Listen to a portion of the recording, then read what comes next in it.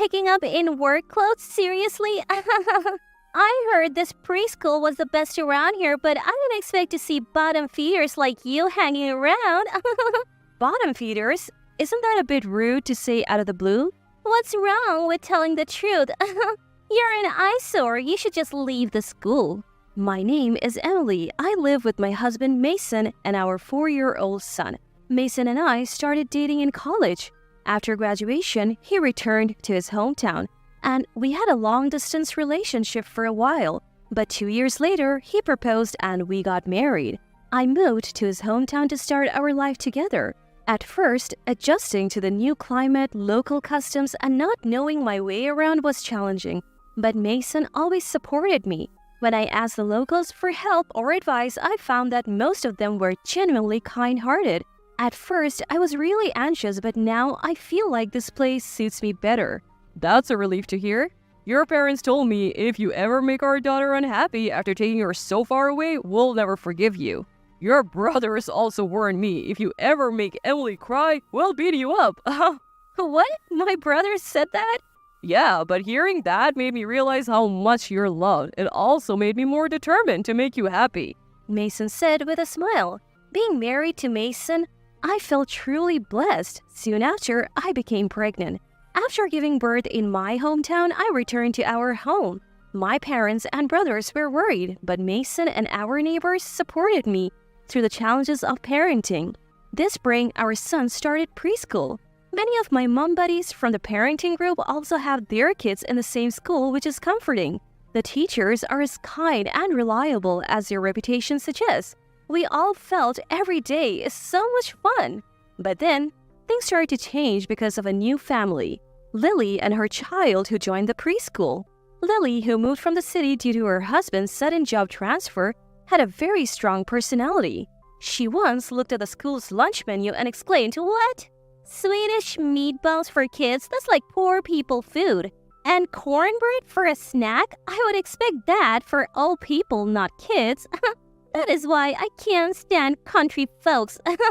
She quickly made enemies with all the moms, teachers, and even the cafeteria staff. She would also mock other moms, saying things like, "Where did you get that dress? The pattern looks like a toilet seat cover." Or, "Is that a stripped pattern? It's hard to tell with all the extra weight you're carrying." "You look like a watermelon if it were green and black." Her son, Benjamin, was no better. He would tease other kids, saying things like, "When your mom walks, the ground shakes." The teachers and principal would reprimand him, but Lily would just say, "Oh, so you get scolded for telling the truth in the school? Country life is so strange. I wonder if sensitive souls like us can really fit in here. Living in the countryside can be so daunting. I wonder if sensitive folks like us, parents and child, can really manage." The exaggerated way she said it made it clear, like mother, like son. I was naturally one of her targets, but I felt she teased and made snide remarks at me more persistently than the other moms. I wondered why. Then Mason said, "I'm sorry, the reason Lily is so hard on you might be because of me." Confused, I asked what he meant. He revealed, "Actually, Lily's husband is my half-brother." According to Mason, after his biological mother passed away young, his father, Ryan, remarried. Ryan's new wife, Fiona, gave birth to Lily's husband, Tyler. You remember only Ryan attended our wedding, right? Yes, after Fiona had Tyler, I felt out of place at home. I grew up with my maternal grandparents.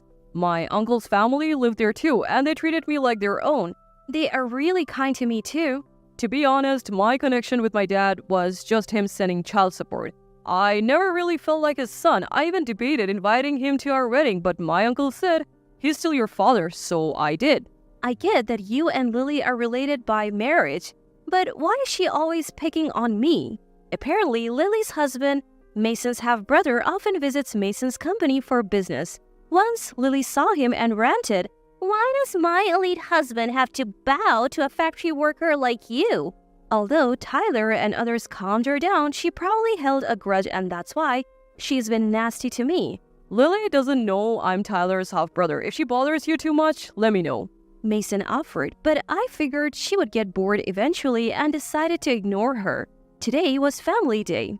The daycare our son attends combined Mother's and Father's Day into a Family Day event for kids to show gratitude to their families. There were performances, and I enjoyed taking photos and catching up with other parents. The only downside was Mason couldn't attend due to work. It's work, I'll show him the photos later. But Mason managed to finish up and arrived just in time. As we were about to leave, Lily approached. Seriously, work clothes to pick up your kid? How could you show up like that?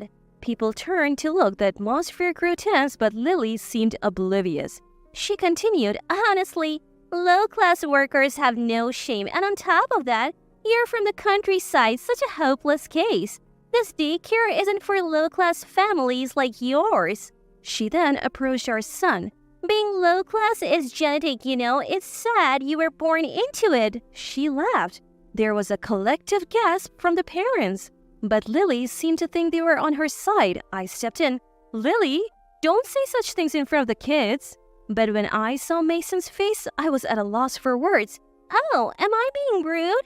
But it's the truth, isn't it? Lily's once cheerful face turned cold and calculating. Yet, she seemed oblivious to the change in Mason's demeanor. She continued to smirk and provoke me, seemingly unaware of the disapproving looks from the surrounding parents. Just then, Lily's husband Tyler pulled up in a flashy Mercedes, honking loudly. Sorry for the wait, Lily. I'm here to pick you up, he said as he approached. Before he could get to her, the principal hurried over. Lily, I'm sorry for the short notice, but we would appreciate it if you could refrain from accompanying your child to school for a while. What? Why? Why? Are you siding with these country bumpkins? Lily snapped at the principal. I'm not siding with anyone. Every child in our care is precious to us like angels.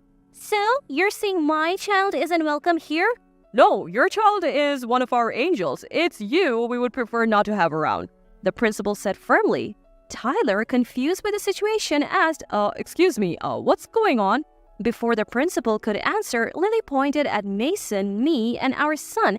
Look, this low-class worker in his dirty work clothes is an eyesore. I tried to put him in his place, and now they're treating us like this.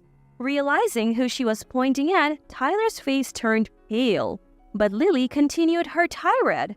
This is why I hate country folks. They're just jealous of us. Feeling uncomfortable, I said, Lily, maybe you should take a look around and see how everyone's reacting. She looked around and noticed the circle of parents and their partners, all with disapproving looks. Why are all of you staring at us like that? She asked, trying to grab Tyler's hand, but he pulled away. Holding their child, Tyler shouted, I had a feeling you looked down on people, but I never thought you would be this shameless. He then approached us, deeply bowed, and said, I'm truly sorry. I'll come to apologize properly later. Lily was stunned.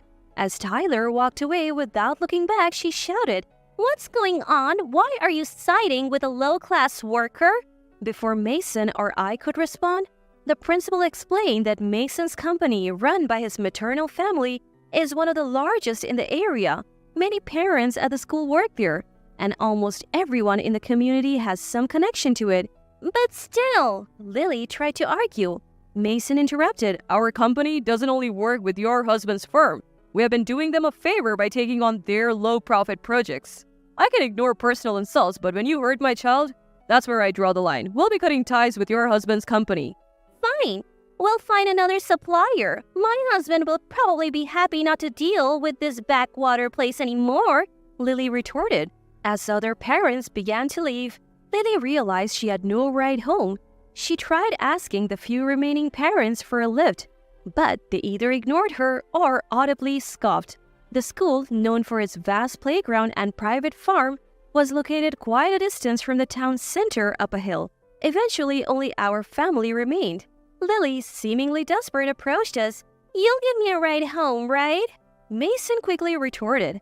I don't think someone like you would want to ride in a car owned by a low-class worker like me, right? Leaving Lily stunned. Lily tried to get a ride from the teachers, but they all claimed they were busy. She then tried to call a taxi, but due to a country music concert in the neighboring town, none were available. She decided to walk home, but her 2.75-inch heels weren't suitable for the journey. By the time she reached the bottom of the hill, she was a mess. After numerous calls, Tyler finally came to pick her up. However, he had already heard about Mason's decision to halt business dealings. This led to a massive argument in the middle of the street, which escalated to the point where the police were called. The next morning, Tyler, accompanied by his boss, visited Mason's company to apologize. However, after hearing the full story, the company's management was furious. They decided to continue their business dealings but refused any further discounts. Tyler left looking defeated. Word of Lily's outburst spread quickly in the tight-knit community. She became the subject of whispers and giggles wherever she went, eventually leading her to become a recluse. Tyler, blamed for causing issues with a major client, was transferred to an even more remote location. As for me, I continue to enjoy my days, juggling parenting and household chores. Surrounded by the smiles of my loved ones, I realize that happiness can be found anywhere.